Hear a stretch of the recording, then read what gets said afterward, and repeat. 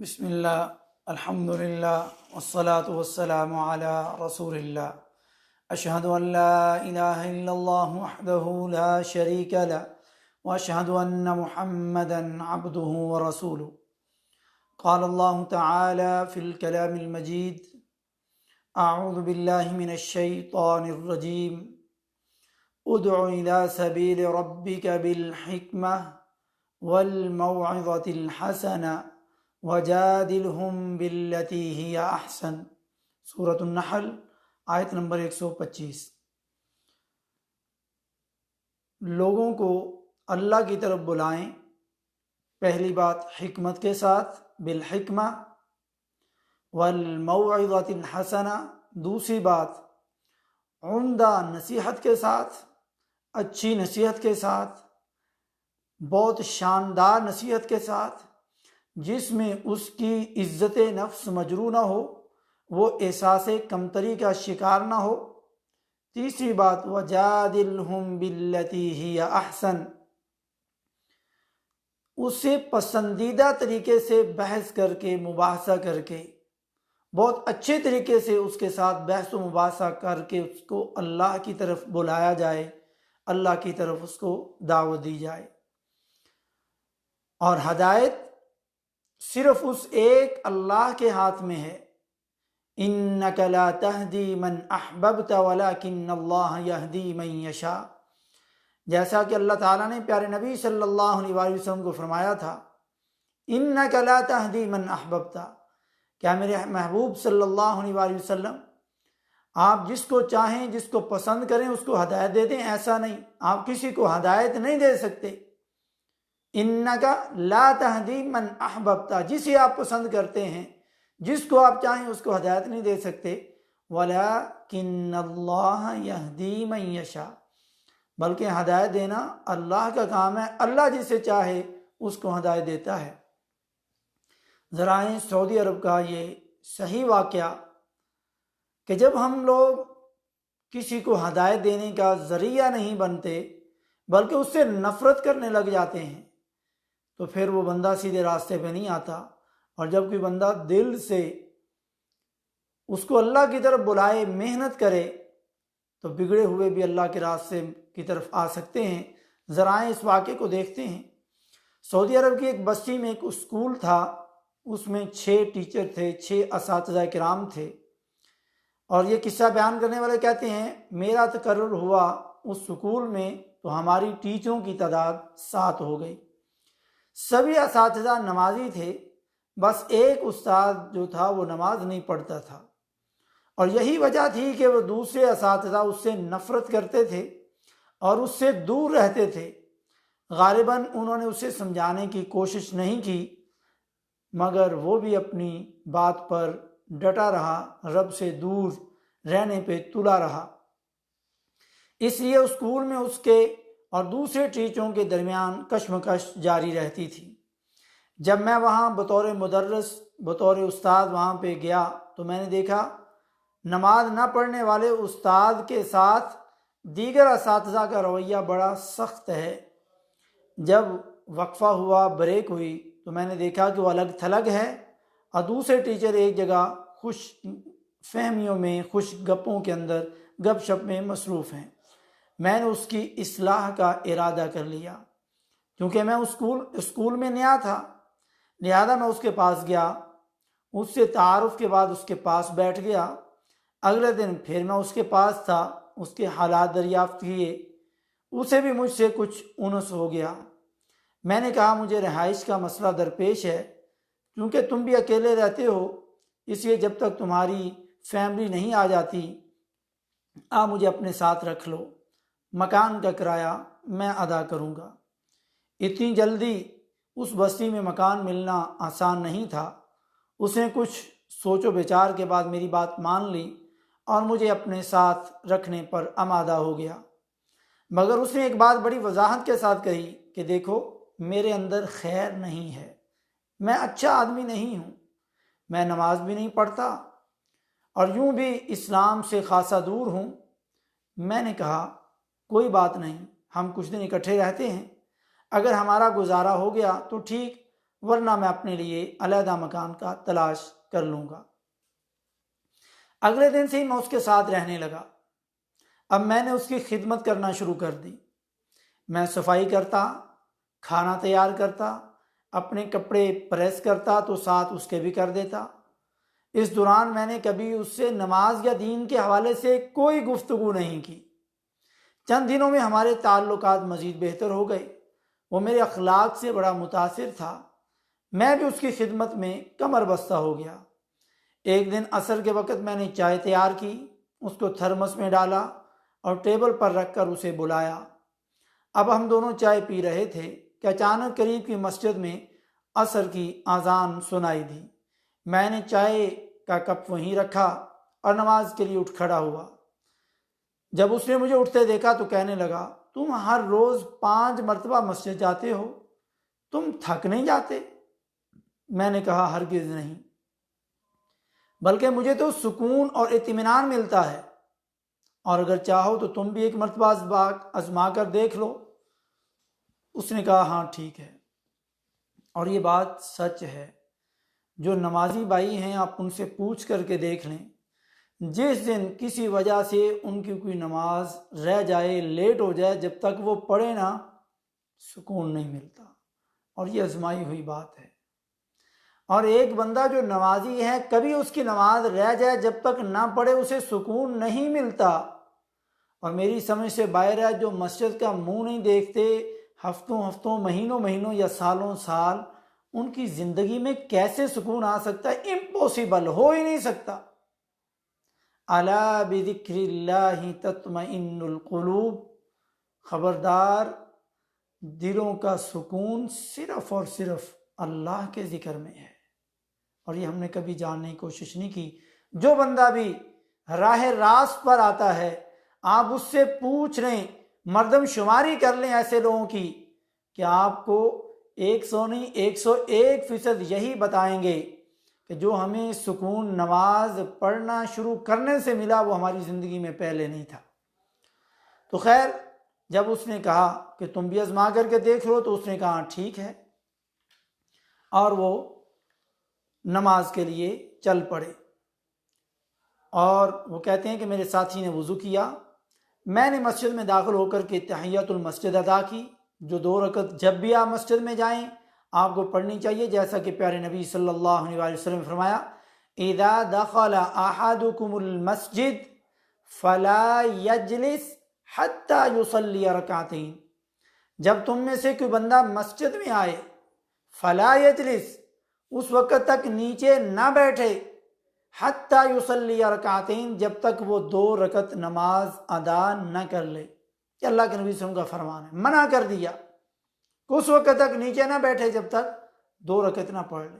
وہ کوئی بھی وقت ہو، کوئی بھی مسجد ہو، وہ چھوٹی ہو بڑی ہو، جب تک آپ نے مسجد میں بیٹھنا ہے، یہ مسجد کا سلوٹ ہے۔ جس طرح آپ کسی آفیسر کو سلوٹ کرتے ہیں، سلام کرتے ہیں، مسجد کا سلام اور سلوٹ یہ 2 رکھتے ہیں۔ جب تک یہ مسجد کو سلوٹ نہ کریں آپ نہیں بیٹھ سکتے۔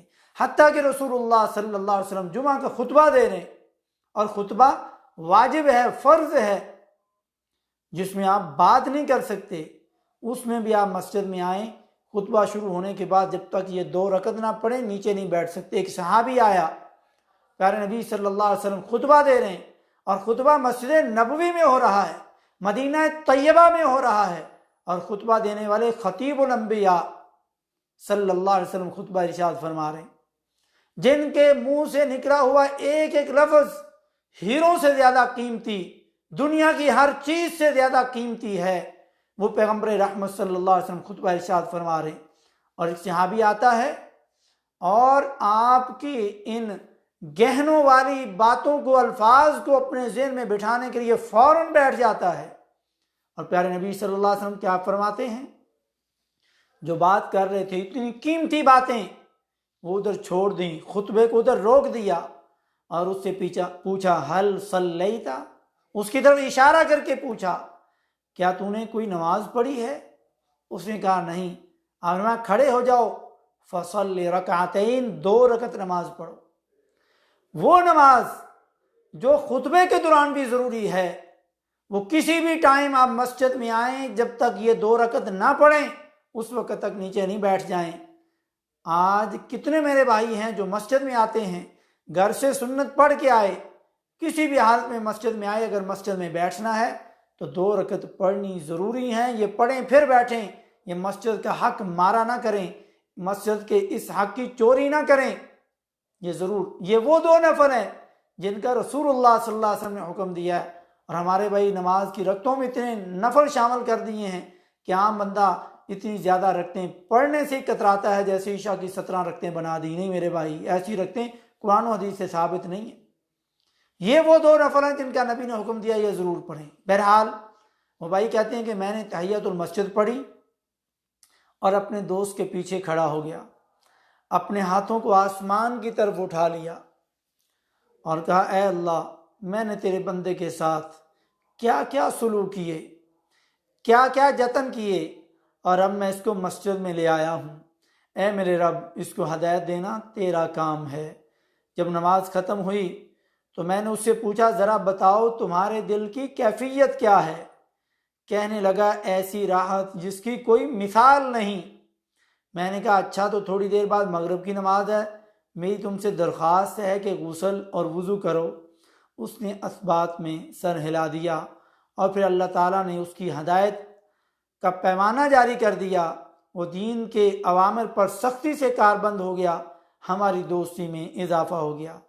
اب میں نے مدرسے کے دیگر اساتذہ سے کہا، دیکھیے آپ لوگوں کا اس سے معاملہ درست نہیں تھا، دیکھیے اخلاق، حکمت اور دعا، اخلاق، حکمت اور دعا، میں پھر کہوں گا، اخلاق، حکمت اور دعا کے ساتھ میں نے اس کو نیکی کی دعوت دی تو اس نے قبول کر لی۔ پھر یہی استاد جو کل تک نماز نہیں پڑھتا تھا، کچھ عرصہ بعد اسلام کا داعی بن گیا، حکومت نے اسے بیرون ممالک بھیجا، وہاں بہت سارے لوگوں نے اس کے ہاتھ پر اسلام قبول کیا۔ میرے بھائیو، دوستو، بزرگوں، شروع میں جو میں نے آیت مبارکہ پڑھی تھی، اللہ نے جو بات کہی ہو اس سے بڑھ کر کے کوئی دنیا کا طریقہ زیادہ کارآمد نہیں ہو سکتا۔ وہ 3 طریقے، اللہ کی طرف بلاؤ حکمت کے ساتھ، اور اچھی اور عمدہ نصیحت، جتنی اچھی نصیحت کر سکتے ہو اس نصیحت کے ساتھ اس کو بلاؤ، ٹچکر کر کے نہیں، اس کی بے عزتی کر کے نہیں، اچھی نصیحت کے ساتھ۔ ایک تبلیغی جماعت کا واقعہ ہے جو ایک مزاحیہ بھی ہے، لطیفہ بھی ہے اس حوالے سے، کہ ایک بھائی کوئی ناچ گانے یا بری مجلسوں میں تھا، تبلیغی جماعت والوں نے اس کو کہا کہ دعوت دی، وہ آ گیا، نمازی بھی بن گیا، اچھے کام بھی شروع کر دیے۔ اب وہ جہاں جماعت جاتی، جس مسجد و محلے میں جاتی تو اس کا نام لے کہتی، یہ دیکھو یہ بشیرہ پہلے نماز نہیں پڑھتا تھا، گانے سنتا تھا، وغیرہ وغیرہ جو برائیاں اس میں تھیں وہاں بتاتے، اب دیکھو یہ نمازی ہے۔ کچھ دن وہ دیکھتا رہا، اپنی یہ بے عزتی برداشت کرتا رہا۔ وہ ایک دن کہنے لگا، اتنا بدنام تو میں پہلے نہیں تھا جتنا تم لوگوں نے مجھے بدنام کر دی ہے۔ پہلے مجھے پتا تھا کہ میں یہ برائی کرتا ہوں اور میرے اللہ کو پتا تھا، اب ہر گاؤں کی ہر مسجد کو پتا ہے کہ بشیرہ یہ گناہ کرتا تھا۔ نہیں میرے بھائی، یہ حکمت نہیں ہے، یہ نصیحت نہیں ہے، بلکہ وہ بندہ پھر اپنے اسی راستے پہ چلا گیا کہ میں پہلے ہی اچھا تھا، پہلے میری بے عزتی تو نہیں ہوتی تھی یہ گناہ کر کے، اب تو میں نے گناہ چھوڑ دیے پھر بھی میری ڈبل بے عزتی ہو رہی ہے۔ نہیں میرے بھائی، یہ طریقہ نہیں ہے۔ حکمت کے ساتھ اور عمدہ نصیحت، اچھی نصیحت جس میں اس کی انسلٹ نہ ہو، اور بحث و مباحثہ ہو ایسا عمدہ ہو، اتنا اچھا ہو کہ جس سے وہ بندہ سیدھے راستے پر آ جائے، پسندیدہ ہو، مزیدار، اس سے بحث و مباحثہ کریں، اور پھر اللہ سے دعا بھی کریں اس کی ہدایت کے لیے۔ ایک تو ہم یہ 3 طریقے نہیں اپناتے، اور چوتھا طریقہ ہم اس کے لیے دعا نہیں کرتے۔ موسیٰ علیہ السلام کا واقعہ نہیں جانتے؟ جب وہ کوہ طور پر اللہ سے ملاقات کرنے کے لیے گئے اور اپنے بھائی ہارون علیہ السلام کو پیچھے چھوڑ گئے، اور پیچھے قوم نے وہ جو زیورات تھے ان کو پگھلا کر کے ایک بچڑا بنا لیا اور اس کو پوجنا شروع کر دیا۔ جب موسیٰ علیہ السلام آئے تو موسیٰ علیہ السلام نے اپنے بھائی کو سر پکڑ کے کھینچنا شروع کر دیا، یعنی اتنا غصہ تھا کہ میرے پیچھے سے تم نے لوگوں کو غیر اللہ کی عبادت کرنے کا یہ آسانی کیوں دی، کیوں وہ غیر اللہ کی عبادت کرنے لگ گئے؟ تو وہ کہتے رہے کہ مجھ سے نہیں ہوا، لوگ تو مجھے قتل کرنے والے تھے، ایک موسیٰ علیہ السلام کو توحید کی غیرت اتنی کہ اپنے سگے بھائی کو، ماں جائے بھائی کو اتنی سختی کی، اور جب ان لوگوں نے غصہ ٹھنڈا ہوا تو موسیٰ علیہ السلام کیا فرما رہے ہیں؟ رب اغفر لی ولی اخی، اے اللہ تو مجھے اور میرے بھائی کو بخش دے، وادخلنا فی رحمتک، اور ہمیں تو اپنی رحمت میں داخل کر لے، وانت ارحم الراحمین، اور تو رحم کرنے والوں میں سے سب سے زیادہ رحم کرنے والا ہے۔ سورہ اعراف کی 151 نمبر آیت۔